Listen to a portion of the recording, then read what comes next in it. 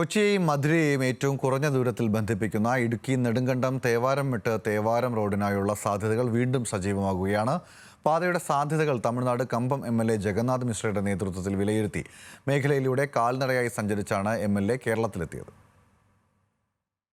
ഇടുക്കിയുടെ അതിർത്തി മേഖലയായ തേവരാമേട്ടിൽ നിന്ന് 3.5 കിലോമീറ്റർ ചുരംപാത നിർമ്മിച്ചാൽ തമിഴ്നാട്ടിലെ തേവാരത്തിന് സമീപമെത്താം. റോഡ് യാഥാർത്ഥ്യമായാൽ ദക്ഷിണേന്ത്യയിലെ പ്രധാന നഗരങ്ങളായ കൊച്ചിയും മധുരയും തമ്മിലുള്ള ദൂരം 60 കിലോമീറ്ററിലധികം കുറയും. ഇരു സംസ്ഥാനങ്ങളിലെയും അതിർത്തി മേഖലയിൽ താമസിക്കുന്നവർ കാലങ്ങളായി ആവശ്യപ്പെടുന്ന പാത യാഥാർത്ഥ്യമാക്കാൻ കഴിയുമോ എന്ന് വിലയിരുത്താനാണ് കമ്പം MLA ജഗന്നാഥ് മിശ്ര എത്തിയത്.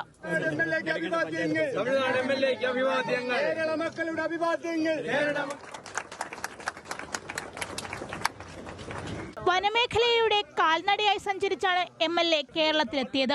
പാതയുടെ നിർമ്മാണത്തിന് വിവിധ വകുപ്പുകളെ ഏകോപിപ്പിച്ചുകൊണ്ടുള്ള പ്രവർത്തനങ്ങൾ വേഗത്തിലാക്കുമെന്ന് ജഗന്നാഥ് മിശ്ര അറിയിച്ചു.